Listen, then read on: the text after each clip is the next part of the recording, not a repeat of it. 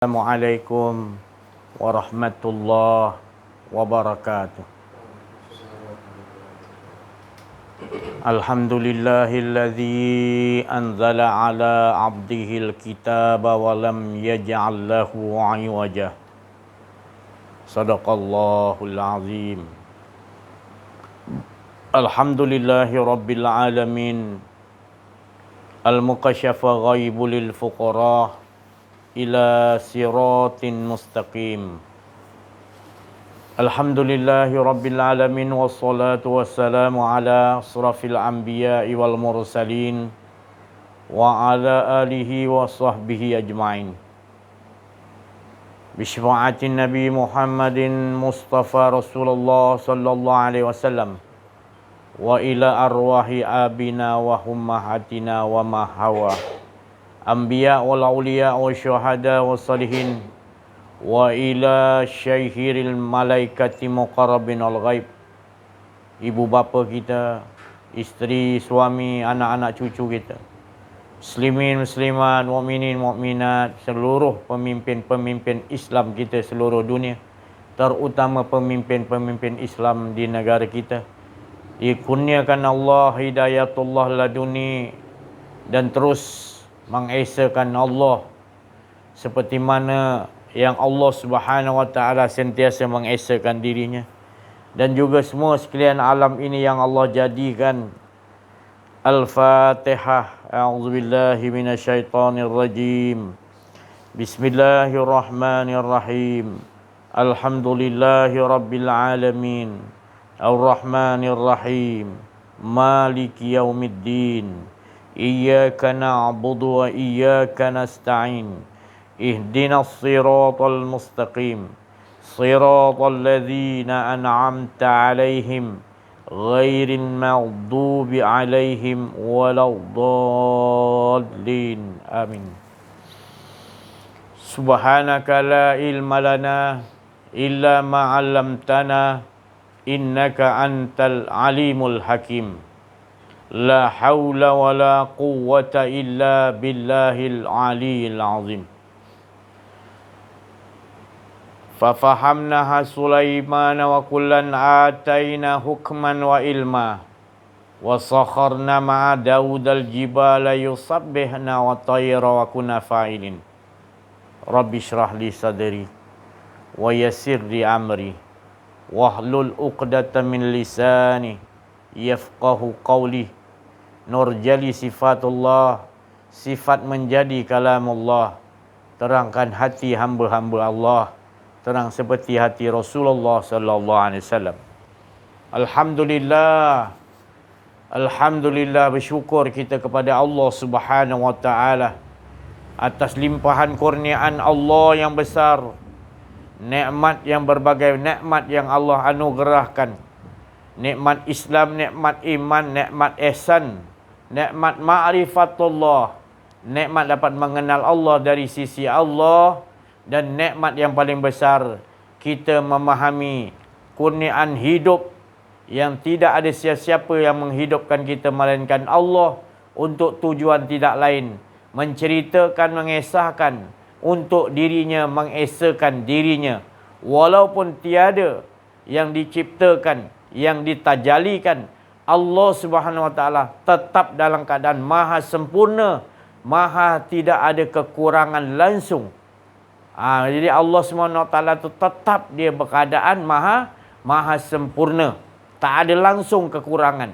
Sejak azali, abadi, awalu, akhiru, zahiru wal batin, sentiasa Allah Subhanahu wa taala dalam keadaan yang sentiasa maha suci. Allah Ta'ala tu maha, dia cukup mengesakan dirinya, tak memerlukan kepada makhluk untuk beribadah, mengesakan dirinya. Itu sebablah kita harus mengetahui, harus mengenal Allah Subhanahu wa taala sebelum kita beribadah kepada Allah. Jadi itulah Allah Subhanahu wa taala ketika Nabi Musa naik ke Gunung Sinai, di mana dia menampak api cahaya, lalu disuruh pengikutnya tunggu di bawah untuk dia naik ke atas untuk diberikan cahaya. Maka di waktu itu Nabi Musa berkata-kata, kalim wa takalim, berkata-kata dengan Allah Subhanahu wa taala. Bukanlah Allah tu berada di Bukit Sinai itu, tetapi sesungguhnya Allah mengatakan kepada Nabi Musa, iaitu kedua terompa yang ada di kakimu itu. Padahal Allah tu Maha mengetahui. Allah mengatakan lagi, tapi Musa tu faham ini kedua terompa ditanggalkan, kata Allah. Maka Musa tu faham bahasa Allah Ta'ala. Maka ditanggalkan segala dunia seisi-isinya.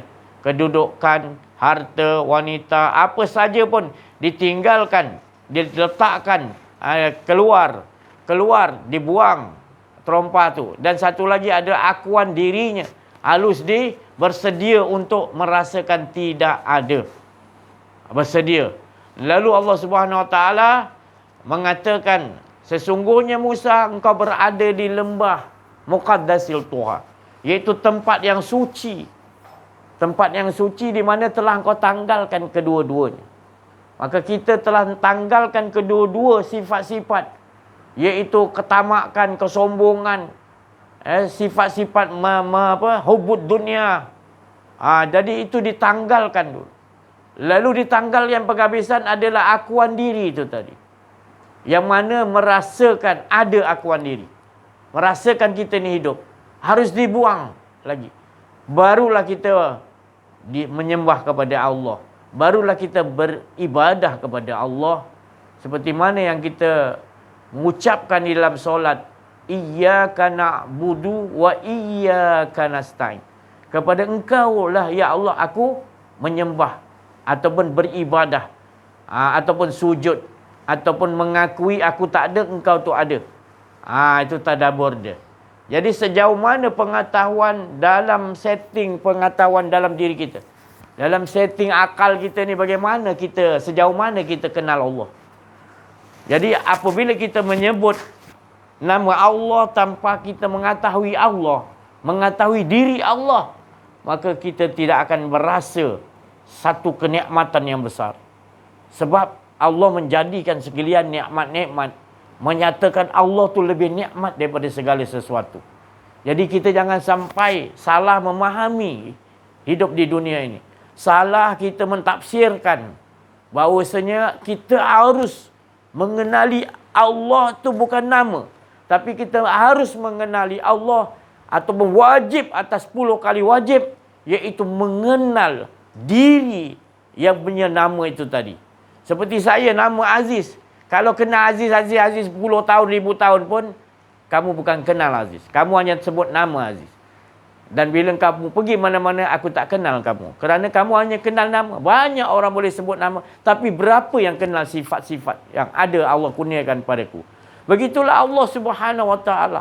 Ia hendak dikenal dulu sebelum dijadikan segala sesuatu.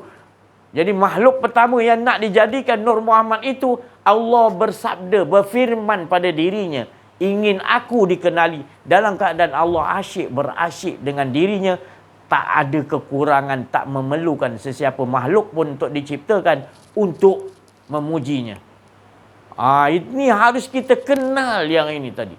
Baru kita tak mengaku kita menyembah Allah, kita memuji Allah. Memang betul kita solat, tapi bukan kita yang berdiri solat. Kekuatan yang berdiri solat itu adalah kudrat dan iradat Allah. Dia bersifat qayyumiyah yang mendirikan kita itu tadi. Mengapa kita ngaku-ngaku kita yang sembah pada Allah? Minta maaf. Jangan kita salah faham. Rasulullah sallallahu alaihi wasallam Isra wal Mi'raj di bulan Rajab al-Mubarak 10 Rajab hari ini kan. Jadi doa kita ini adalah di mana kita merasa betul-betul hampir. Di bulan Rajab ni menunjukkan Allah tu terlalu hampir dengan Nabi Muhammad sallallahu alaihi wasallam. Untuk nak ceritakan hampir macam mana Rasulullah tu, Isra Mi'raj ni kalau kita tak percaya, maka kafir. Maknanya jadi kita berkehidupan dengan kesyirikan. Atau kita mempercayai seperti Nabi Musa, kita mempercayai Allah tu ada di Bukit Sinai, di Gunung Sinai. Syirik kita. Allah tak bertempat. Kita mengatakan Allah tu di atas langit, di atas aras, syirik kita.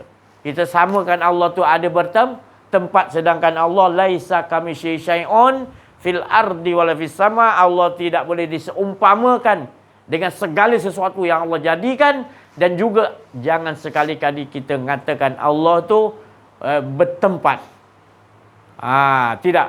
Kalau kita mengatakan Allah tu bertempat, maka kita pun berkata Nabi Musa jumpa Allah di Gunung Sinai. Syirik kita. Jadi yang dimaksudkan tadi adalah keleburan apabila dia telah menjelajah daripada Masjidil Haram ke Aqsa, dan Allah Ta'ala bawa untuk melihatkan tanda-tanda mukjizat kekuasaan Allah, dan langsung bertemu dengan yang maha menciptakan sekalian alam.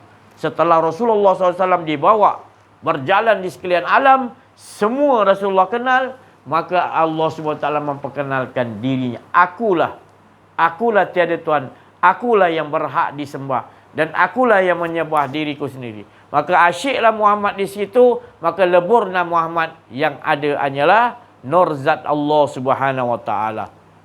Dan tak lain nur zat Allah Taala yang wujud hanya zat dia. Jadi ini yang kita nak sampai makrifat, sampai ke situ. Selagi kita tidak mengenal Allah, atau sebelum kita mengenal diri untuk kita mengenal Allah, maka kita tidak akan dapat ma'rifatullah. Bila kita tidak mendapat ma'rifatullah, Rasulullah mengatakan bahawa tidak sempurna amal kita. Baik banyak mana pun amal kita lakukan, tidak sempurna. Bila tidak sempurna, maka Allah tu menerima yang sempurna, maka tergantunglah amalan-amalan kita. Bukan Allah tak terima, tapi tergantung sebab kurang satu, iaitu ma'rifatullah. Syariat ada, tarikat ada, hakikat. Makrifat tak ada, tergendala, tersangkut. Ibarat kita baling barang, jatuh balik pada kita. Tak ada yang sambut. Jadi nak menyambutnya harus menafikan, harus menghilangkan akuan-akuan diri. Pertama nak hilang akuan diri, harus hilangkan sifat mazmumah, iaitu harta kekayaan masuk dalam hati, pangkat jabatan berlomba-lomba mengejar ada dalam hati. Wanita atau apa saja yang kita nakkan, harapkan, masih ada dalam hati kuat, maka itu kita tidak dapat sempurna menyebut nama Allah. Yang kita sebut hanya nama, tak terasa diri Allah tu sendiri. Kita tak berasa. Jadi bila tak berasa, kita hanya menyebut Allah ketika kita memerlukan Allah. Ketika tidak memerlukan Allah, kita tidak menyebut nama Allah. Kita rasa ada akuan diri kita cukup sempurna dah, kita rasa. Maka kitalah sebenarnya menjadi berhala. Kitalah menjadikan diri kita berhala, di mana kita tidak mengenal diri, mengenal Allah. Maka diri kita, hawa nafsu kita lah yang kita sembah nanti. Sesungguhnya iblis dan juga kuncu-kuncunya itu sangat mengerikan. Tetapi lebih mengerikan lagi adalah seseorang itu apabila dia tidak kenal Tuhan atau tidak kenal Allah, maka lebih ngeri lagi. Kerana inilah penyebab hijab yang terbesar dengan Allah. Antara kita dengan Allah adalah hijab terbesar, adalah akuan diri kita. Sifat madhumah, iaitu kesombongan. Rasa akuan diri itu, rasa riak, rasa bangga diri kita ni adalah orang yang banyak beramal, banyak ilmu, macam-macam, kita akan tersangkut di situ. Dan kita tidak akan sedar selagi kita mengaji, mengenal diri, mengenal Allah dengan pembimbing yang dimaksudkan Rasulullah. Di setiap zaman itu ada pembimbing-pembimbing rohani. Maka carilah, menuntutlah seperti mana ia adalah daripada sisiku. Maka siapa yang tidak kenal pembimbing rohani, arif billah yang di zaman mereka masing-masing, sekiranya dia mati, walaupun dia beramal 1000 tahun, walaupun ilmunya 1000 gunung banyaknya, tetap matinya dalam keadaan kafir jahiliyah. Ini bukan saya yang mengada-ngada menakut-nakutkan, tapi teruskanlah kalau nak merasakan azab daripada Allah, beramallah tanpa mengenal Allah. Ilmu banyak-banyak tapi tanpa mengenal Allah, tak ada manfaatnya, kata Nabi Muhammad SAW. Tetapi sedikit ilmu yang ada ilmu mengenal Allah, bermanfaat 24 jam setiap masa. Disayangi oleh Allah Subhanahu wa taala kerana tidak ada sifat dan mazmumah. Jadi Allah memandang pada ahsanu amala dalam qalbun kita ini, kenal kat kita Nur Muhammad. Kalau kita kenal Nur Muhammad itu, tak lain Nur Muhammad itu rahsia Allah, sifatullah adalah aku, tidak ada yang lain. Tapi kalau tidak kenal Nur Muhammad pun kita terpelik, ya ke ada Muhammad? Mana ada dalam hadis? Macam-macam itu berat dah. Bertobatlah cepat. Ya, walaupun kita tak pernah dengar, sebenarnya kita harus meyakini. Kerana Nabi Muhammad SAW ini, sebelum dia terzahir 1400 tahun, dirinya terlebih dahulu ada, iaitu nur dalam batinnya. Jadi dalam batin diri Nabi Muhammad SAW adalah nur Muhammad yang sejak azali, sebelum ada sekalian makhluk, Allah jadikan dialah dahulu Nur Muhammad SAW. Ini yang harus kita kenal betul-betul, ya, supaya kita tahu dalam diri kita, diri yang sebenar diri itu adalah Nur Muhammad, ataupun nama seangkatan dengan Nur Muhammad, sirullah, rahsia Allah Subhanahu Wa Taala. Barulah bergetar hati kita. Yang menyebut tu hanya Allah. Sirullah tak lain, dialah menyebut dirinya sendiri. Dialah beramal dengan, dialah yang sentiasa asyik dengan dirinya sendiri. Bukan pandang ada dua. Kalau cinta dengan makhluk, ia ada dua. Tapi kalau cinta kepada Allah, membawa lebur, hilang akuan diri, itulah sebenar-benar cinta. Iaitu esa tauhid. Tidak ada dua. Ini yang Isra wal Mi'raj. Nabi Muhammad SAW, hamba-Ku dipanggil dalam itu. Hamba-Ku, aku bawa berjalan. Tapi kalau tak ada sifat hamba, tak boleh. Ada selain daripada sifat hamba, sifat bongkak, sombong, ujub, sum'ah. Sum'ah ni bahaya. Buat kesalahan, tapi tak rasa macam berbuat kesalahan. Banyak manusia sekarang dah membatalkan syahadat, tapi rasa macam, tak apalah, syahadat ni bagian dalam. Ada ulama cakap macam tu. Kita pandang luar dia, jangan dalam yang pandang. Masya Allah. Siapa ajar tu? Itu sebab jadi umat kita jadi rosak. Pasal ulama jenis yang suk macam ni. Dia tak kenal diri, tak kenal Allah. Maka dia tak tahu dalam. Rasulullah takkan tak tahu dalam diri umat dia. Tahu semua. Maka itu umat dia jadi baik. Kerana nak betulkan dalam dulu. Ini dalam tak dibetul-betulkan luar. Mana boleh? Enjin tu tak diservis. Kita betulkan cat luar bagi cantik, enjinnya terus tak boleh jalan. Macam mana? Ini jadi masalah. Saya cakap, jangan marah saya, wahai ulama-ulama suk ni. Kalau ulama Rabbaniyun, dia akan ajar. Ahli sunnah wal jamaah, yang betul-betul ulama dia akan ajar untuk kenal dalam. Apa nak kenal dalam? Tauhid, wujud, qidam, baqa', muhalafatul lihawadisi, qiyamuhum. Kenal semua tu sampai faham dalaman kita ni, yang kita ni hidup dia, bukan, takkan biarkan, jangan salah sangka dengan dia. Si Haji suka salah sangka dengan orang. Putus syahadat lah, itulah, inilah. Panggil orang apa, botol lah, panggil orang bodoh lah. Iyalah, dalam Quran pun Allah dah kata orang yang tak bijak ni adalah orang yang lebih teruk dari binatang. Marah Allah lah. Bukan Allah maki, Allah nak sedarkan kita. Perkataannya adalah bodoh, tak berakal, ataupun bahasa kita botol. Bodoh, orang bodoh boleh diajar lagi. Tapi kalau dalam botol, bodoh campur tolol, ini bukan maki, ini nak menegur kesalahan. Allah tu nak menegur kesalahan. Jangan salahkan Allah. Allah ni, dia tak maki. Allah bukan maki. Rasulullah bukan maki. Rasulullah bagi tahu lebih teruk daripada binatang. Rasulullah, Allah Ta'ala kata, kalau kau ni tadi, perangai kau macam ni, lebih teruk daripada binatang. Inilah orang-orang yang dungu, orang yang bodoh, orang yang maknanya tak gunakan ulul albab, tak guna akal. Jadi bodoh. Jadi botol, bodoh campur tolol, dah lah bodoh. Botol lagi, tolol. Tolol tak mau dengar pula tu cakap. Dia kata kita maki. Bukan maki, ini satu teguran kesayangan supaya obah. Kalau perkataan Allah Ta'ala kata celaka, tu Allah maki dah. Dalam Quran, fawailul lil, apa maknanya tafsir dia?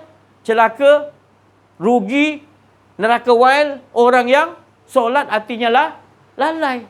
Marah Allah Ta'ala, bukan Allah Ta'ala maki. Allah Ta'ala celaka tu bukan Allah maki. Allah kata jangan. Allah tu tak suka. Bukan tak suka tu bukannya apa? Allah Maha Sempurna, yang rugi engkau. Maka tu Allah sayang, merendah diri. Jangan Dalam keadaan kau tak kenal diri, kau solat, kau lalai. Kau akan berada dalam keadaan engkau berdiri, engkau ego, engkau sombong. Ditegur kau tak mau ubah, ditegur tak mau ubah. Itu tadi. Lepas tu kau pelekeh-pelekehkan, kau cari pula kesalahan orang pula. Orang negur kau, terima kasih. Kan? Ini tidak lagi kau nampak, kau cari pula kesalahan orang yang tegur kau pula. Dia kata, dia suka maki Amun pula. Maki Amun pula dah. Nambah-nambah pula. Cerita pula dengan orang. Sebarkan lagi pula fitnah tu tadi. Padahal kita menegur atas dasar kasih sayang. Itu belum keras lagi macam Sayyidina Umar. Belum keras lagi. Ada Nabi-Nabi itu keras. Sesungguhnya orang yang dekat-dekat dengan aku Rasulullah lagi tegas. Lagi tegas maknanya. Dia cukup berhati-hati untuk memelihara orang terdekat. Maka tu dia lagi, sifat dia bukan marah. Cepat nak tegas, tegur. Tu tadi. Beruntunglah kita. Ini tidak. Kita lagi pula salahkan. Cari lagi. Tak puas hati. Apa yang kita tak puas hati sebenarnya? Itulah masalahnya yang kita minta. Orang tu menegur atas kasih sayang. Kalau engkau tak ikut cakap dia, apa yang disuruh Allah Ras. Kau ikut dengan cakap, pasti dia takkanlah keluar perkataan tu. Tapi kalau engkau masih lagi solat dalam keadaan lalai, tetap juga celaka Allah Ta'ala kata. Rugi engkau. Tak? Maknanya engkau berada dalam neraka azab. Kerana engkau solat, hati engkau lalai. Merasakan engkau ada lagi.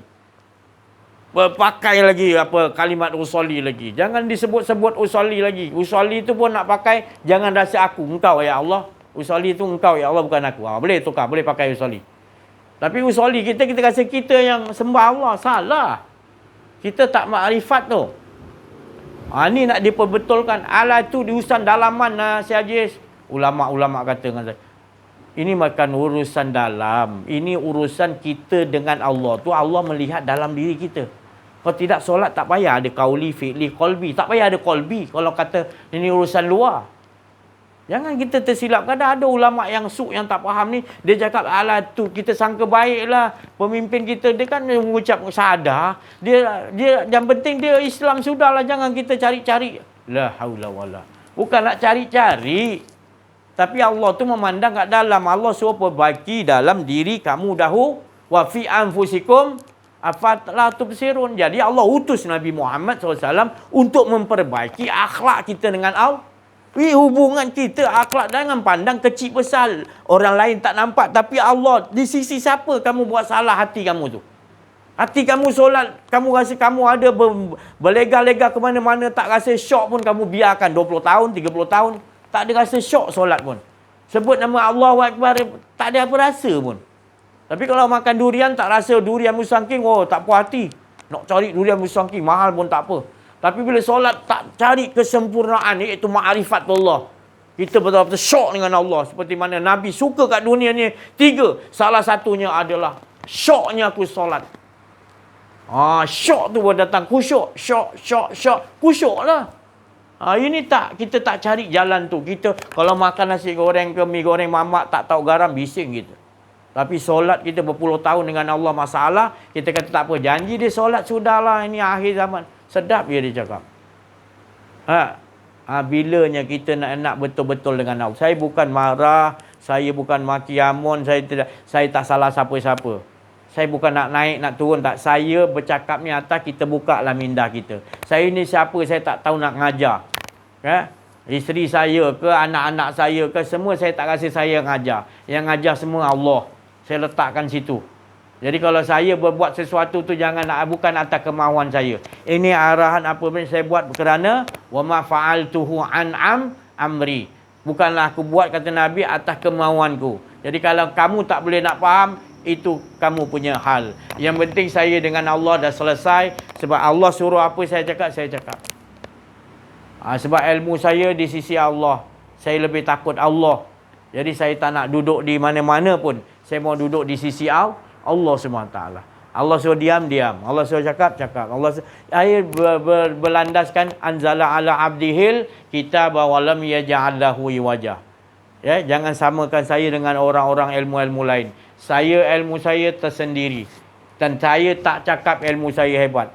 saya tidak memiliki ilmu. Yang ada ilmu hanya pengetahuan tu hanyalah di sisi Allah. Jadi saya kosong, tak ada apa. La ilma lana illa ma 'allamtana. Apa yang dia bagi tu saya ucapkan. Tak ada dari kemahuan saya bercakap. Oh, saya marah dengan orang ni, saya tak ada. Kalau saya marah, saya diam, saya tak nak cakap.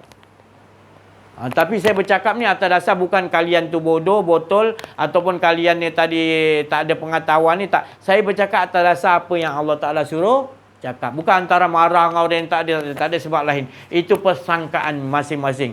Jawab sendiri. Saya tak ada ke situ. Saya bagi tahu kerana betul-betul nak sampaikan kerana apa yang disuruh oleh Allah SWT. Saya tak mau ada sikit seuruf pun daripada saya tak mau cipta-cipta. Kalau nak datang saya sekat. Saya nak betul-betul tak ada bengkok daripada Allah SWT. Maka itu perkataan-perkataan ni kalau betul-betul orang yang berkehendak, orang yang berkehendak kepada Allah akan masuk ke dalam rohaniah dia. Tapi kalau orang tak berkehendak, tak ada teringin langsung nak dengar. Malahan kalau dengar pun hati dia akan jadi panas. Hati dia akan menjangka buruk. Hati dia dah benci. Hati dia dah tak suka. Dia tutup mata dia tutup telinga dia. Dia tak mau, dia tahu dia tak kata dia tak nampak cahaya. Dia kata apa? Dia tutup, dia tak dengar pun baik-baik, semuanya apa tak baik ya. Dia kata. Sampai dia olahkan sendiri untuk menfitnah, mengatakan yang kita punya ni adalah sesat, tak betul. Tapi bila kita bagi tahu balik yang betul dekat mana, dia tak dapat nak ucapkan. Inilah manusia-manusia yang kita hadapi sekarang. Di dalam rumah tangga kita, di luar rumah tangga kita, di keliling kita, semua berlaku keadaan gitu. Rumah tangga orang ni, rumah tangga, semuanya berlaku gitu. Tinggal lagi orang bila tak mengaji ni, dia tak nampak. Itu satu musibah yang besar. Kalau kita belajar, baru kita tahu, ya Allah, kita nampak rupanya rumah kita ni dah diduduki oleh hawa nafsu, iaitu berhala-berhala. Macam mana malaikat nak masuk, macam mana Allah Subhanahu Wa Taala nak kita rasakan bila ada berhala akuan diri kita. Wahyu tak mau turun, apa tak mau turun. Pasal ada berhala kita tak sedar. Bila dia bagi tahu, kita kata, mana ada, tak ada aku. Tak ada. Soal berhala tu adalah diri, hawa nafsu kita. Itu pasal suruh belajar mengenal diri, mengenal Allah. Supaya kita tahu berhala tu dalam diri kita tu yang paling bahaya. Ya, seperti mana Nabi Muhammad SAW diutus oleh Allah Subhanahu Wa Taala di Mekah, iaitu tak lain untuk membuang berhala. Bukan berhala patung tu dulu. Bukan Nabi dia tu pecahkan berhala-berhala tu, Lata, Uzza, Manat, emas, perak, buang semua. Bukan. Nabi nak buang berhala yang tukang buat berhala tu.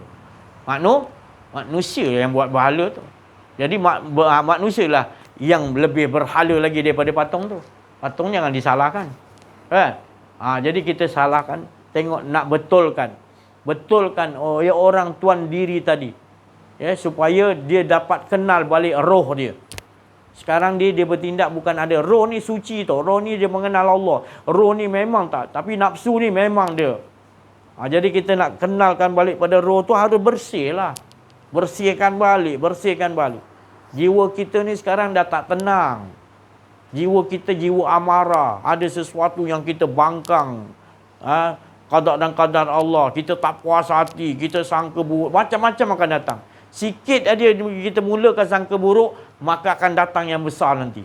Tu cabang ni datang, dia takut dengan kau nanti gini. Jadi kita layan-layan lagi lah lama-lama.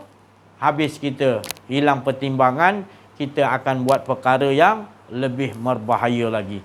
Puncanya sikit kita melayan akuan diri kita. Itu tadi. Jadi olahkan. Bila dah olahkan, kita tetap juga nak pakai hawa nafsu juga. Habislah kita. Itu pasal Allah Ta'ala kata ada manusia yang lebih baik, lebih teruk lagi pada berhala segala, iaitu hawa nafsu. Lebih teruk daripada binatang ternak. Mereka ni orang-orang yang lalai. Mereka ni lalai. Mereka ni tak mau. Ditegur pun tak mau. Banyak sekarang. Raja-raja agung, Perdana Menteri, masing-masing ada. Masing-masing punya kelebihan yang Allah bagi. Tetapi kalau dia nampak, ya Allah, dia akan gunakan untungnya kelebihan yang Allah bagi kepada Raja Agung, kepada Perdana Menteri, kepada orang-orang yang bangsawan yang banyak harta. Termasuk siapa kita pun, orang-orang bawahan pun, orang awam pun, cuci longkang ke apa, tetap Allah bagi kelebihan.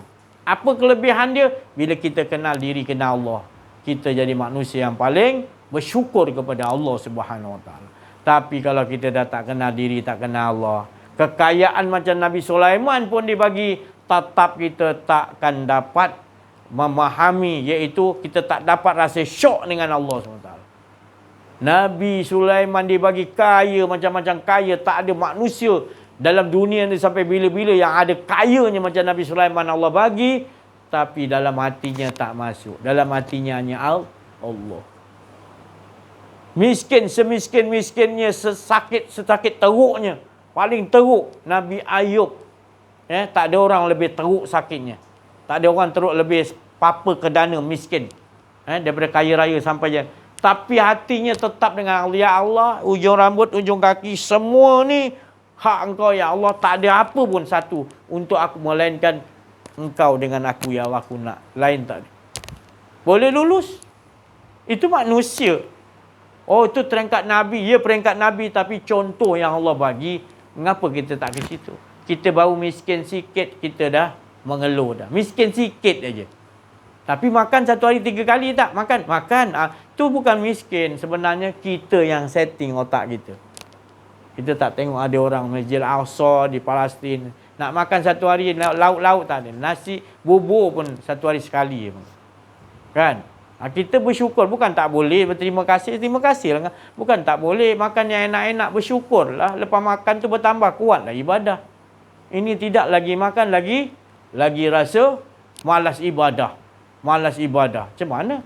Allah bagi rezeki untuk syukur, tukarkan dengan ibadah. Banyakkan kita bersyukur kepada Allah, banyak dengan ibadah, solat, ibadah, zikir, baca Quran, banyakkan. Pergi majlis-majlis ilmu, mengenal diri, mengenal Allah. Ilmu tafsir, banyak lagi. Tapi tidak. Lagi kita banyak makan, lagi kita tak bersyukur, lagi kita tak pergi ke tempat. Kalau bersyukur, kita akan pergi ke tempat-tempat yang baik. Ini perbezaan kita tengok dalam diri kita. Kita kena kenal lah diri kita dulu sebelum nak kenal Allah. Mana boleh terus kenal Allah? Rasulullah kata. Allah pun kata, aku tak, Tuhan tiada lain, tapi kau harus sembah pada aku, kau harus kenal dulu aku. Kerana pertama aku ciptakan Nur Muhammad sebelum ada sekalian makhluk. Makhluk pertama aku mengatakan ingin ku kenali. Ingin aku dikenali. Maka terzahir Nur Muhammad. Jadi kita ni Allah jadikan untuk kita kenal pada dia dulu. Jangan terus menyembah. Kenal dulu. Nabi Muhammad SAW adakah dia ambil solat dulu atau kenal dulu Allah Ta'ala? Isra' wa Mi'raj. Terus dia bagi solat tak? Tak, dia bagi kenal dulu sekalian alam. Dia bawa tanda-tanda kebesaran keagungan Allah. Sekalian alam dibawa berjalan. Kenal. Itu semua Allah Ta'ala. Kagum Rasulullah tengok. Ya Allah. Jauhnya antara satu langit ke satu langit, 500 tahun perjalanan, ya Allah. Tapi sepantas kilat engkau boleh bawa aku. Maknanya, ya Allah, Rasulullah melihat kebesaran keagungan Allah sampai melihat Tuhan itu Allah itu sendiri. Maka barulah Rasulullah SAW merasakan betul-betul tak sanggup berhadapan dengan Allah Subhanahu Wa Taala. Allah pakaikan pakaian untuk dia tahan. Walaupun dia pada nur, dia tetap tak tahan, tapi Allah bagi tambahan untuk supaya dia dapat mendekat sampai asyik lebur Muhammad di situ. Maka yang adanya ahada. Waktu itulah bila alam ahada tu barulah timbul, iaitu solat tu tadi. Arahan untuk solat ini adalah arahan yang dikatakan tadi anugerah yang besar Allah Subhanahu Wa Taala kepada Nabi Muhammad SAW, kepada umatnya. Jadi bersyukur kita di bulan Rajab ni tadi, perjalanan agung Nabi Muhammad SAW yang disebutkan dalam tu abdihi, hambaku. Maknanya tidak disebut nama Muhammad sebab Rasulullah SAW lebih suka dipanggil hamba. Sebab bila hamba tu memang terasa tak punya daya upaya. Tapi kita sebut hamba, masih lagi kita rasa macam kita ada hidup. Kita berdiri solat, kita yang rukuk, kita yang sujud, kita yang berselawat, kita yang berzikir, kita yang mengingat Allah. Padahal itu semua Allah yang bagi kita ingat, untuk ingat pada dia. Menyatakan kepada kita bahawa dialah yang mengingat dirinya sendiri. Dialah menyembah dirinya sendiri. Ini ma'rifatullah tahu. Ilmu ma'rifatullah ni kalau tak ada, tergantunglah solat kamu, puasa kamu, haji kamu, sedekah kamu, zakat kamu, tergantung. Itu saya tak boleh cakap apa. Itu kalau yang nak terima Allah. Tapi Allah dah bagi tahu kepada Nabi SAW syariat, tarikat, hakikat, makrifat. Salah satunya tak boleh terpisah, tertinggal. Wahai anak kuali. Dia pesan menantu dia Ali kan. Itu tadi. Apa dia tu? Tadi iaitu syariat, tarikat, hakikat, makrifat tu adalah iaitu kita betul-betul beramal itu menggunakan syariat yang dibawa oleh Nabi SAW. Dan kita nak bawa juga apa yang telah dibawa tarik perjalanan Nabi SAW. Dia solat macam mana tarikat dia?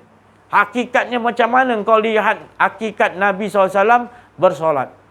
Dan makrifat kau lihat, kau rasakan makrifat Nabi SAW ketika solat.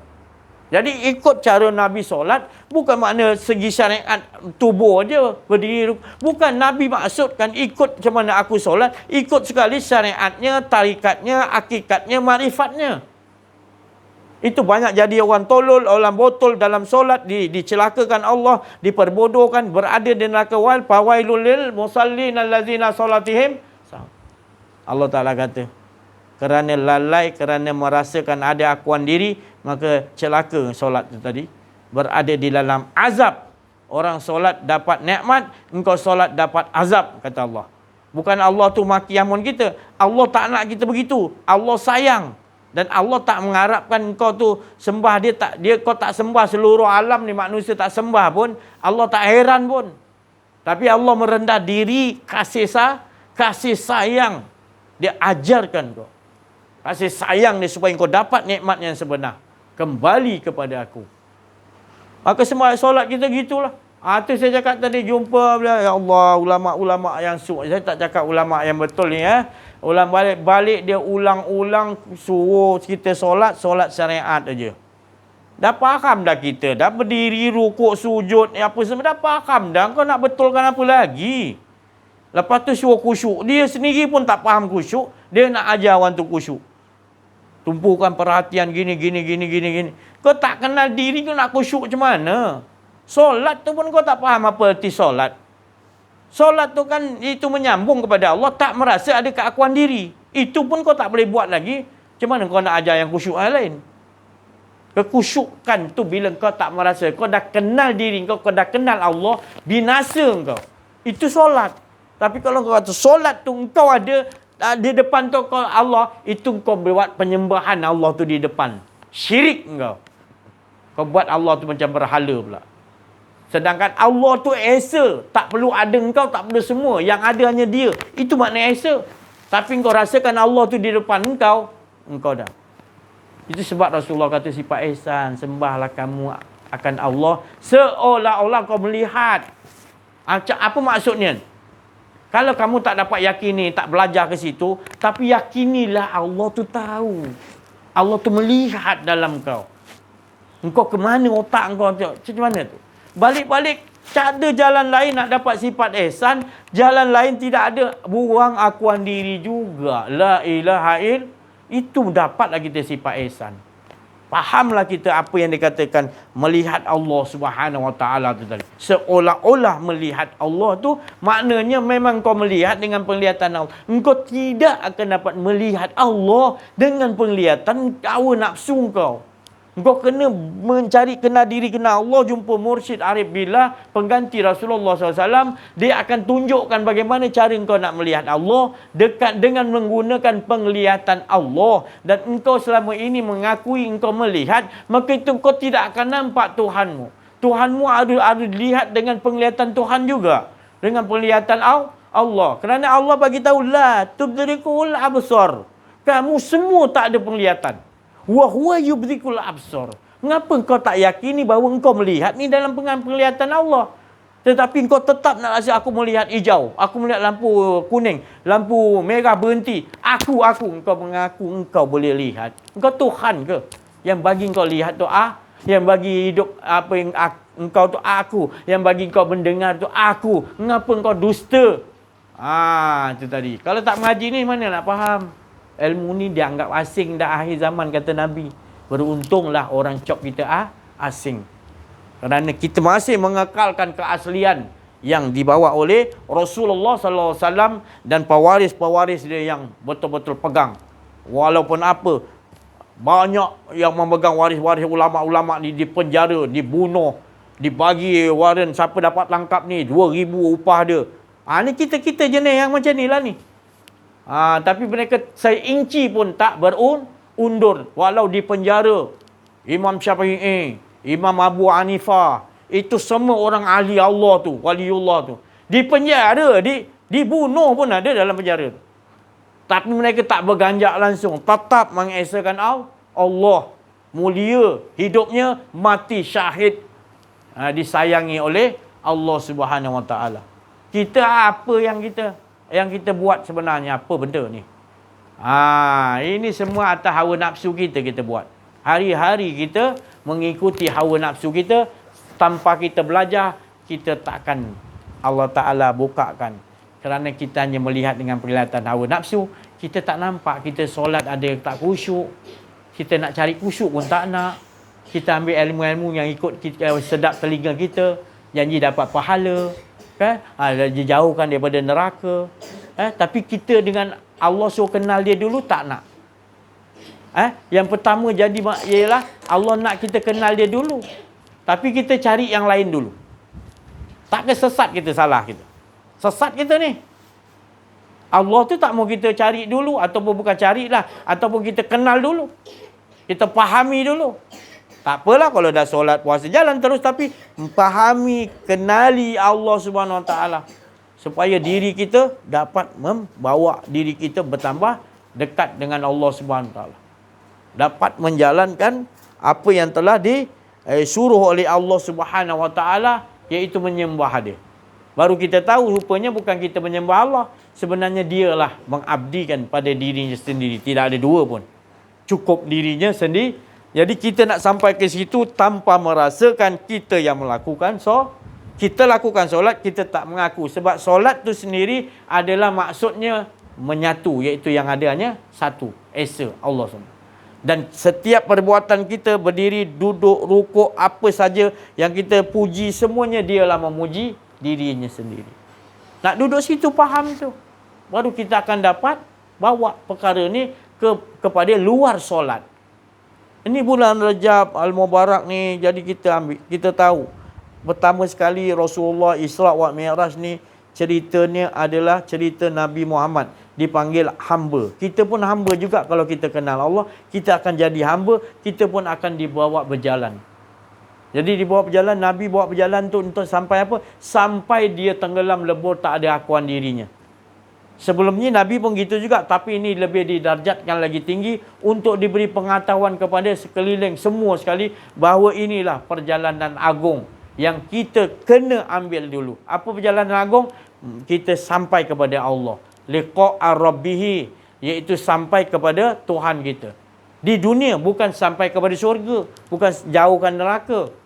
Bukan itu adalah tujuan kita. Sebab kita ni datang bukan daripada syurga. Adam yang datang pada syurga, tapi rohnya daripada Allah. Maka itu Allah kata inna lillahi wa inna ilaihi raji'un. Kita semuanya daripada Allah dan kembali kepada siapa? Tak kita nak pergi ke syurga buat apa? Bukanlah saya cakap syurga tu tak betul. Syurga tu Allah jadikan untuk menunjukkan kenikmatan yang hanya percikkan daripada kenikmatan di sisi Allah.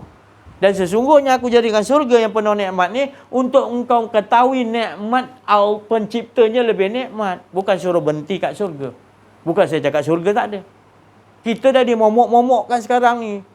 Dah dimomok-momokkan terlampau lama sangat. Rasulullah tak ajar gitu. Rasulullah ajar tauhid 13 tahun kepada umatnya, sahabat-sahabatnya. Dia ajarkan kenal diri, kenal Allah. Tauhid dah tu. Yang membatalkan tauhid, apa tu? Bila kita merasa kita bergerak, kita yang rasa bernapas, kita yang bernapas. Napas kita turun naik tu semua Allah yang naik, Allah turun, bukan kita tak ada. Sampai gitu 13 tahun Nabi ajar. Bila datang yang solat, perang, apa semua sahabat jadi mudah. untuk pergi. Sebab dah tahu dirinya tidak ada, yang adanya Allah. Dan dia harus akur ikut arahan Allah dan pesuruh Allah Nabi Muhammad sallallahu alaihi wasallam. Jadi kita ni duduk dekat mana?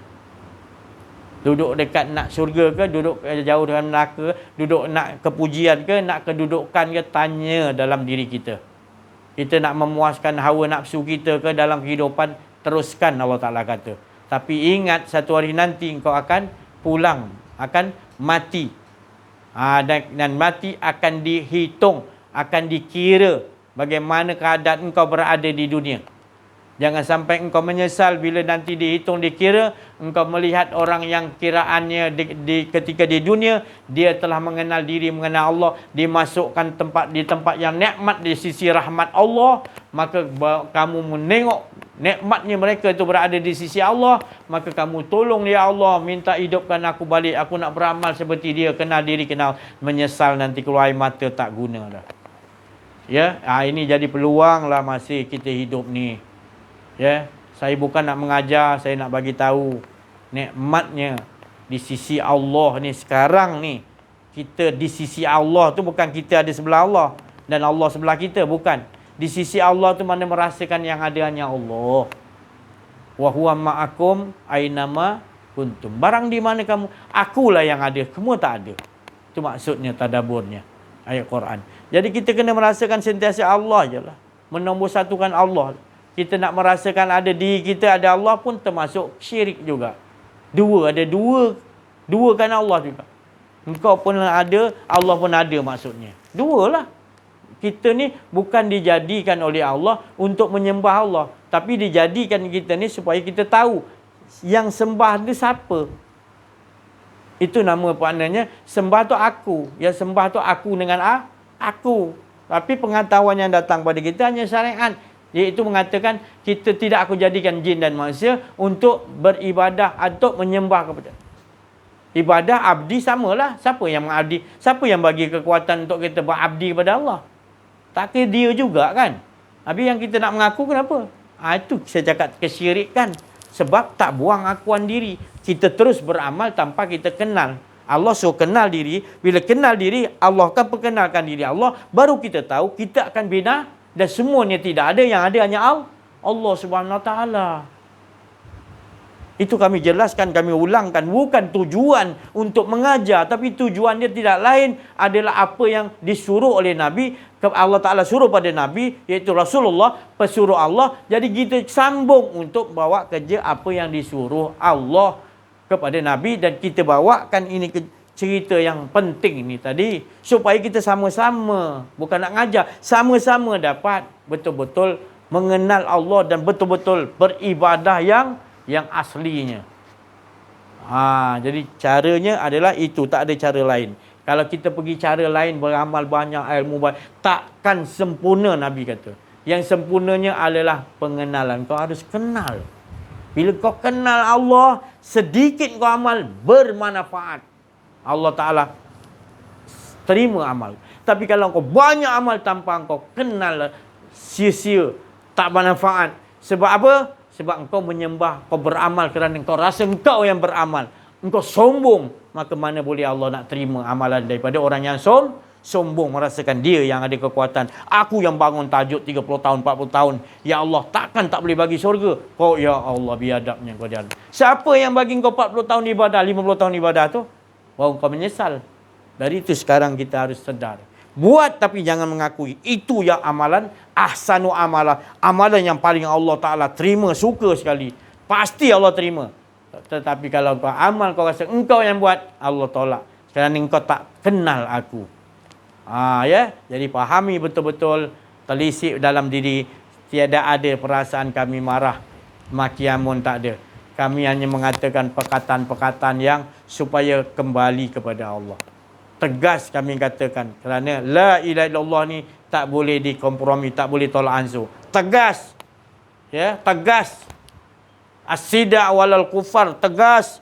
Jangan, kalau masih buat lagi, kau jawablah azab Allah. Kau tak nak kenal diri, kenal Allah, kau rasakan azab. Jadi inilah. Bila kau rasakan azab, kau rasa pula macam orang ni marah kau, Allah marah kau, Rasulullah marah, orang tak marah sebab dia nak tegaskan pasal lagi kau degil.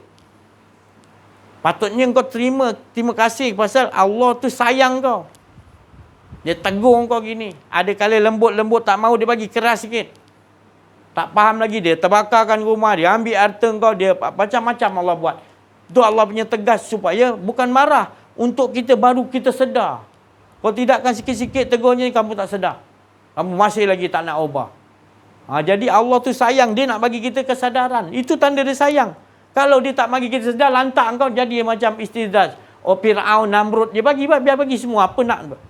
Tapi hidup kau tak ada reda Allah, apa ada gunanya?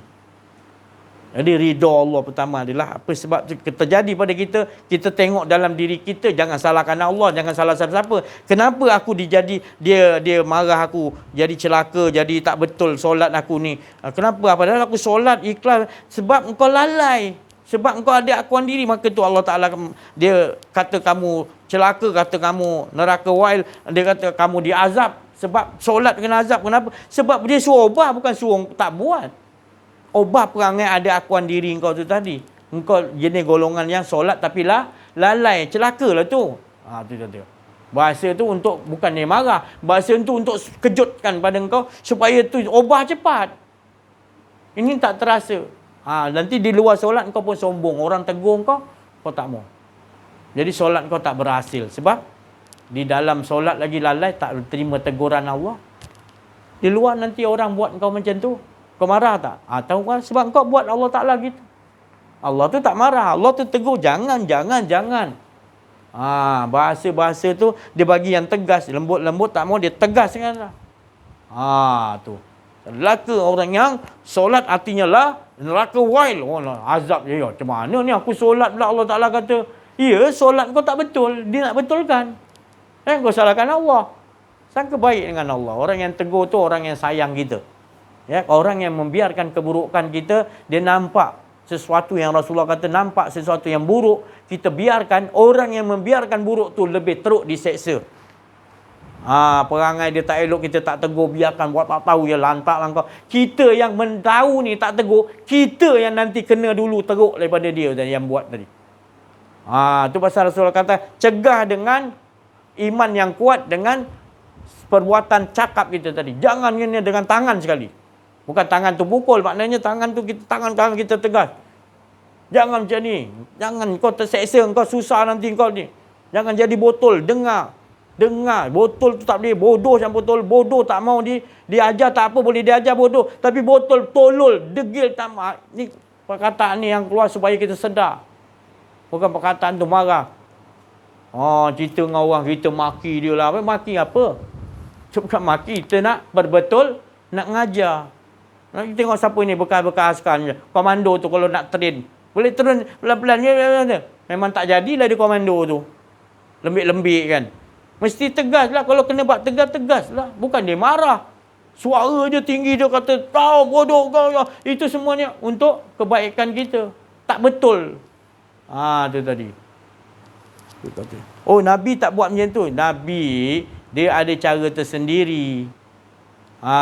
Jadi sahabat-sahabat Nabi ada cara tersendiri. Semuanya Rasulullah setuju. Sayyidina Abu Bakar, Umar lagi keras. Lagi keras kan. Tapi Sayyidina Umar keras-keras pun dia ikut juga landasan Nabi Muhammad SAW. Jadi kita keras-keras mana pun mesti ikut landasan Nabi Muhammad SAW. Tegas tadi.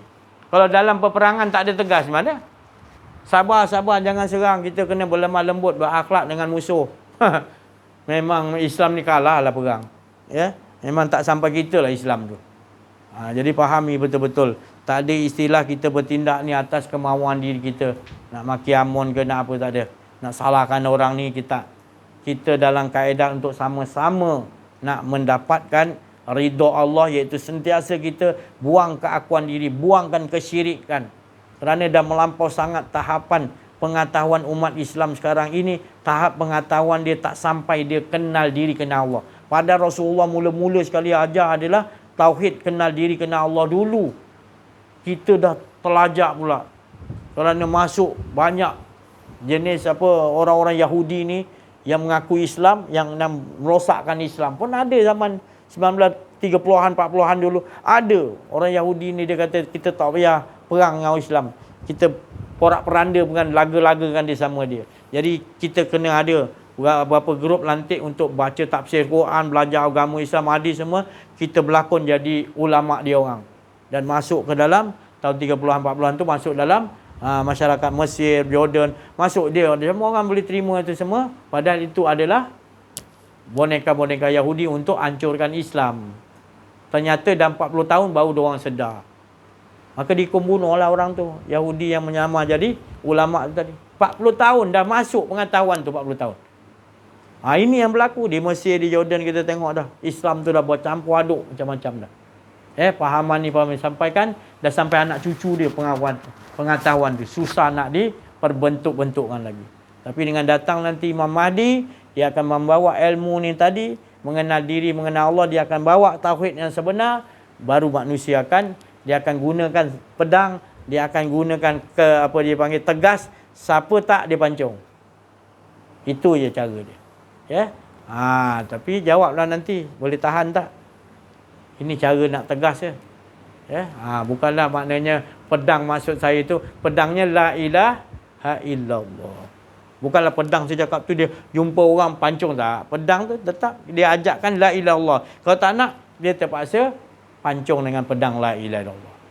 Tu kesadaran tu sampai, insya-Allah. Saya rasa cukuplah sampai sini dulu. Terima kasih perhatian banyak. Kita mintalah yang saudara kita dan juga Syekh Latif untuk memberikan pencerahan dan pertukaran, dan ada soalan-soalan nak tujukan insya-Allah. Assalamualaikum warahmatullahi wabarakatuh. Alhamdulillahirabbil alamin wassalatu wassalamu ala asyrafil anbiya'i wal mursalin wa ala alihi washabihi ajmain. Bersyukur kepada Allah Subhanahu wa taala, limpahan kurniaan Allah Subhanahu wa taala, kasih sayangnya dapat kita bersama-sama berkumpul pada malam yang mulia ini, 10 Rajab. Kita dapat bersama-sama mendengarkan kalam Allah, iaitu menceritakan tentang kebesaran, keagungan, kecintaan kepada Allah Subhanahu wa taala, iaitu membuang, menafi betul-betul keakuan diri kita yang ada hanya Allah. Itu yang sebenar-benarnya, iaitu bukan hanya menyebut apa yang saya cakap tadi, menafikan yang menyatakan Allah, bukan hanya menyebut. Tapi jawapan saya dah bagi dulu tadi, baru saya bagi yang ni. Bukan hanya menyebut la ilaha illallah, itu hanya lafaz niat, lafaz yang dikatakan kalimah saja. Tapi ini yang dikatakan menafi betul keakuan diri yang ada hanya Allah, iaitu dengan apa? Tadi saya baru dengar video yang saya sendiri rakam di Kuala Lumpur itu. Saya pun dah video tu pun saya dah serahkan dekat sahabat-sahabat saya yang digerakkan oleh Allah SWT. Mana sebelum kita nak mengetahui bahawa kalimah la ilaha illallah ni mengetahui tentang perjalanan nur zat Allah dan nur Muhammad sallallahu alaihi wasallam. Tadi permulaan tadi pun Ustaz dah ceritakan tadi. Ni itulah permulaannya daripada nur Muhammad, mengenal akan dalaman ni. Sirullah nur Muhammad sallallahu alaihi wasallam. Itu apabila kita kenal dalaman tu, baru kita dibawa oleh Allah Subhanahu wa taala lebur dalam Muhammad tu, yang ada Allah, lebur Muhammad yang akan bawa sebagai kenderaan, nak bawa kepada tinggal Ahmad iaitu nur zat Allah, tinggal Ahad lebur semua, Muhammad semua lebur, yang adanya zat dia lah yang menyatakan diri dia. Itu yang sebenarnya kenderaan yang sebenarnya. Saya nak cakap ni bukan siapa-siapa pun nak cakap bidang ni semua ni. Saya pun memang ini pun bukan bidang saya pun, kan. Tapi diceritakan Ustaz nasihat daripada dulu lagi, dia nasihat jadi pendengar yang baik. Dia bukan kau faham tak faham, kau faham tak faham, tak ada.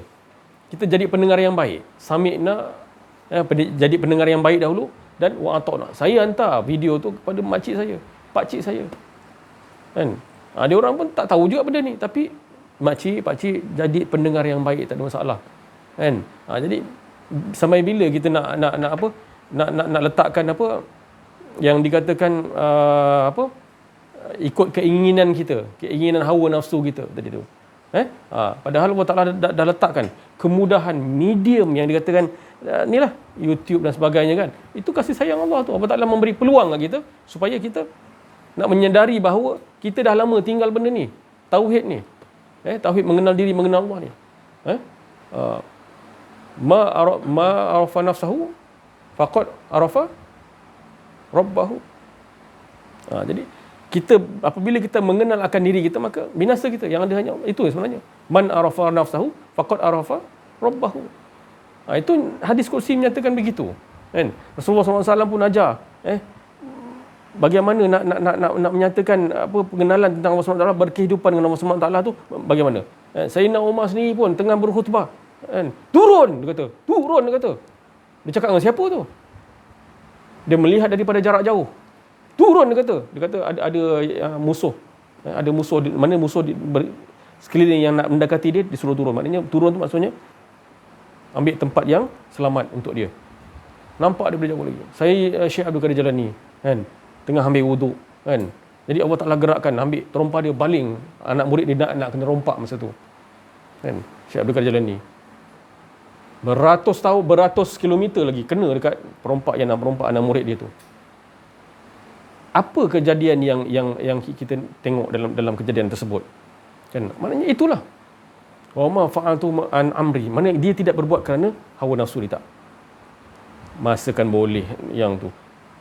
Tak payah jauh. Kita dengar dekat yang bulan Rajab ni yang dikatakan subhanallazi asra bi 'abdihi lailan minal masjidil haram ilal masjidil aqsa allazi barakna haulahu linuriyahu min ayatina innahu wasamil basir.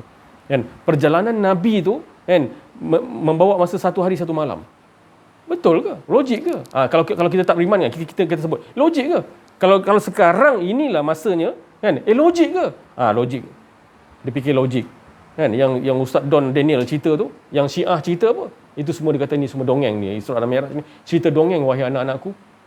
Berlaku di Kedah. Saya tak tahu tempat tu kat mana, tapi Ustaz Don Daniel bercerita depan raja sendiri ini. Kan, Syiah cerita apa? Ni. Dongeng dia kata. Yang Nabi cerita. Engkau samalah kalau dia bercerita tentang tu, samalah dengan Abu Jahal pada ketika itu.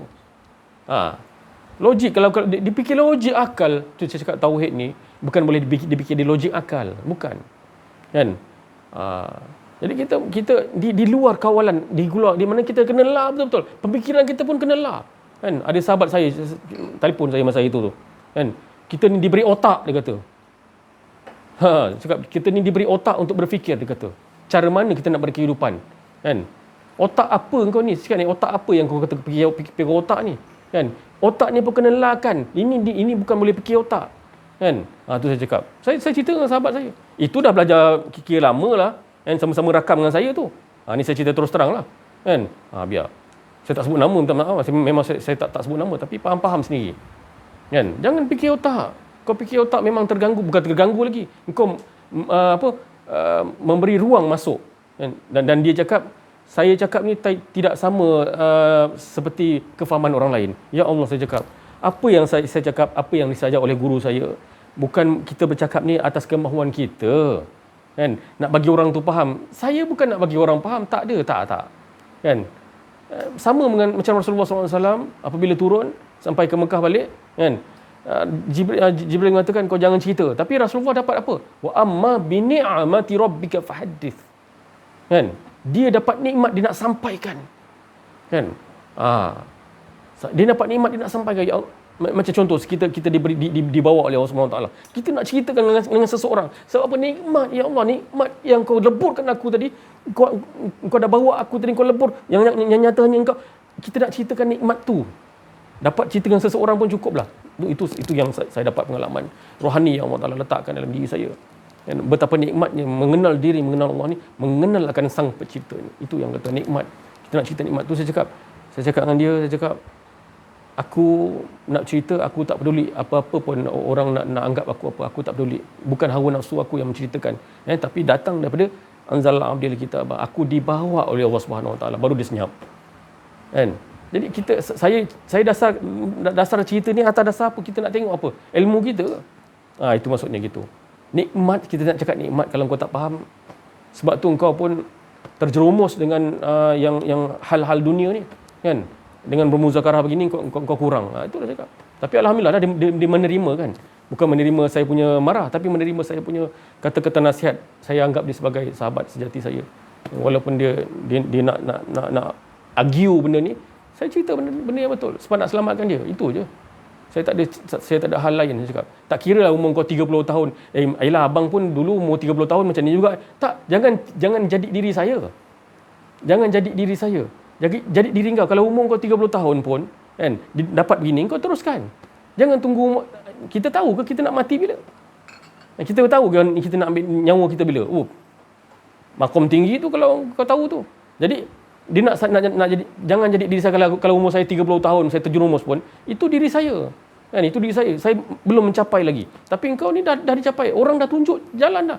Kalau saya nak cerita, kalau saya nak cakap dengan sahabat-sahabat saya, pendengar-pendengar YouTube dan jemaah-jemaah yang bersama-sama, seperjuangan ni, saya nak beritahu, kan, perkara yang diceritakan oleh Ustaz, sebenarnya, kan, tidak diceritakan umum begini sebenarnya mula-mula, pada mulanya. Kan? Tapi kenapa Allah Ta'ala bagi? Kan? Saya sendiri pun, saya pun tak tahu. Kan? Ada jemaah lama di Bangi tu pun cerita macam ni. Tak ada, betul tak? Dia kata, memang mana ada cerita benda ni? Kan? Adalah cerita, tapi tidak boleh dikeluarkan. Sebab apa? Itulah. Kalau Sunan Bonang menceritakan dengan anak murid dia, Sunan Kalijogo, kan, ni nak cerita benda ni, kan, tentang Nur Muhammad, Nur Zat Allah ni, naik sampan, Ustaz pernah cerita kan, naik sampan pergi ke tengah-tengah laut, baru cerita. Datang Siti Jenah, jadi cacing menyamar. Dia sakti dulu kan, menyamar. Jadi nak dengar juga benda ni, kan. Kita alhamdulillah tekan link tu tup keluar. Itu saya cakap menghargai sesuatu benda yang Allah Ta'ala bagi ni. Ini bukan senang, bukan mudah nak diceritakan, tapi kita ambil hargai. Dengar dan dengar, dengar jadi pendengar yang baik. Kalau wuduk tu, ambil wuduk dan sebagainya. Dan wuduk yang betul adalah wuduk yang membersih luar dan dalam. Bersih, jangan dirasa keakuan diri. Seperti kita nak bersih rumah lah, ya. Bersih rumah, sapu sampah, mop dan sebagainya. Adakah hari tu je kita nak bersihkan rumah tu? Kan? Memang kita kena hari-hari, kadang-kadang 2-3 hari, kan. Baru kita nak sapu-sapu rumah apa semua, menjadikan rumah kita bersih, indah, wangi dan sebagainya tu, kan. Itulah. Mesti kita akan bersih rumah kita. Kalau tak, kita tak rasa selesa, kan. Ataupun kalau kita nak tengok rumah kita kotor, kita tengok je, biar macam tu je, kan. Mesti kita nak bersih. Macam itulah diri kita nak bersihkan. Buang segala keakuan diri kita yang ada hanya Allah. Kalau kita nakkan Allah, pasti insya-Allah Allah Ta'ala akan bagi. Orang tak nakkan Allah pun Allah Ta'ala datang, kan. Siapa pun Allah Ta'ala datang sampai dia dapat hidayatullah laduni, masakan kita yang baru dengar, kan, contoh jiran kita dan sebagainya, kan, baru dengar dan satu perkataan dan satu perbuatan tu yang dia buat, pasti datang Imam Mahdi, kan, yang tak lama lagi ni, bawa la ilaha illallah ni, pasti dia akan pernah mendengar benda ni, dan pernah mendengar pun, dan dia buat satu perbuatan tu, insya-Allah kitalah penolong dan pengikut Imam Al-Mahdi Muhammad bin Abdullah yang memang dah sampai masa dah ni.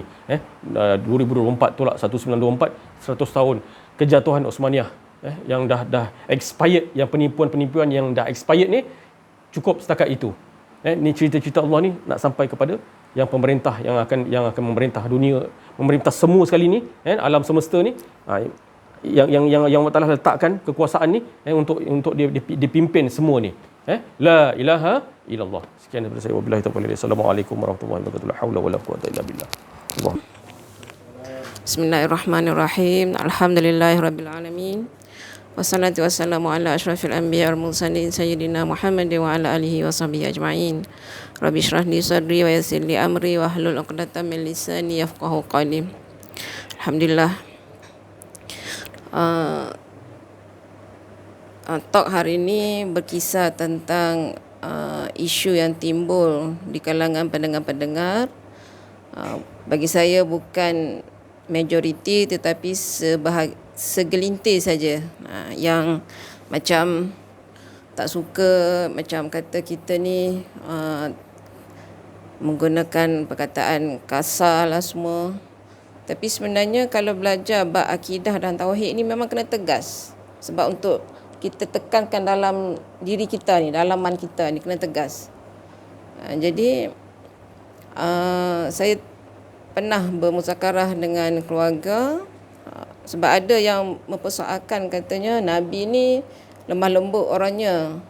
Memang sifat Nabi ni lemah lembut, tapi ada tempat-tempat tertentu. Bab dia banyak, kehidupan kita ni banyak meliputi macam-macam perkara, macam bab akidah, bab ibadah, bab munakahat, bab jual beli apa semua kan. Tapi macam satu contoh hadis Nabi berkenaan dengan peristiwa masa tu sahabat nak ambil wuduk untuk solat asar, masa tu lepas perang lah. Nak solat asar, jadi semuanya gupa-gapa. Ada yang tumiknya tak kena air semua. Nabi tegur, Nabi kata celaka. Celaka bagi orang yang wuduknya ni tak sempurna. So, Nabi suruh ambil balik. Kalau kita tafsir celaka tu kasar lah kan, bahasa kita kasar. Tapi maknanya penegasan kat situ. Jadi kalau kita bukan arif dalam bidang ni, kita menjadi pendengar yang baik lah. Menjadi pendengar yang baik, kita sentiasa terbuka. Jangan sampai kita membuat judgement lah. Sebab kadang kita seorang yang tak setuju, tapi ramai yang setuju, yang suka. Sebagai satu contoh lagi, ada seorang jemaah tu dia kata dia suka dengar ceramah Ustaz Wan Hizam. Kita kenal lah Wan Hizam tu kan, yang daripada Penang tu. Dia memang lagi tegas orangnya. Sebab dia kata bila dia bercakap tu, dia kata kena kat diri saya, dia kata.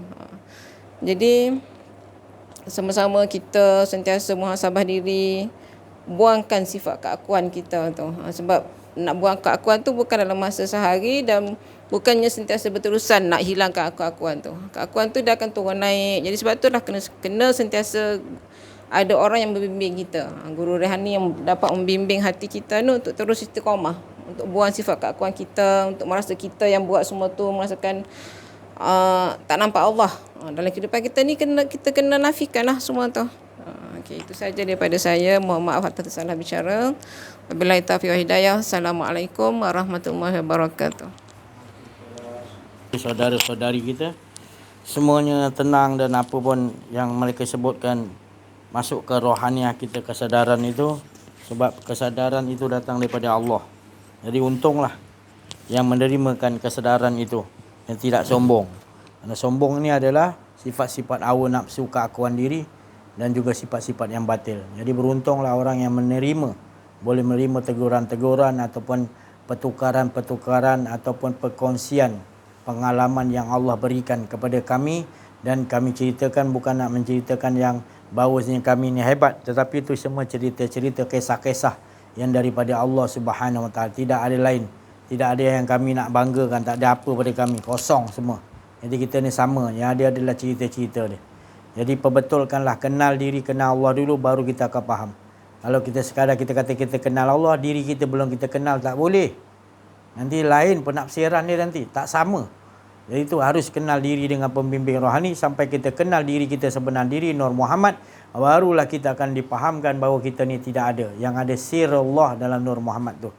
Dan sirullah tak lain yang adanya esa Allah SWT. Baru kita faham binasa semuanya. Baru kita tahu tindakan kita tu tindakan yang daripada dia. Tapi kalau masing-masing ada akuan diri, ada dua tindakan tadi. Hawa nafsu dan juga kehendak-kehendak yang datang mungkin daripada khatir malaikat ke, khatir alam gaib ke, tak tahu bisikan yang mana. Tapi kalau kita kenal diri, kenal Allah, dia terus akan turun. Anzala ala abdihil kitaba wa lam yaj'al lahu iwaja. Kita dia jadi hamba Allah, maka yang turun dia ada di sisi kita adalah dari sisi Allah Subhanahu Wa Taala. Insya-Allah. Terima kasih perhatian, mohon maaf kekurangan kesilapan dalam menyampaikan ada akuan diri. Wa'afu minkum, minta maaf banyak. Tak ada apa semua. Semua demi kasih sayang. Wabillahi taufiq wal hidayah. Assalamualaikum warahmatullahi wabarakatuh. Takbir. Allahu akbar. Sallu ala nabi.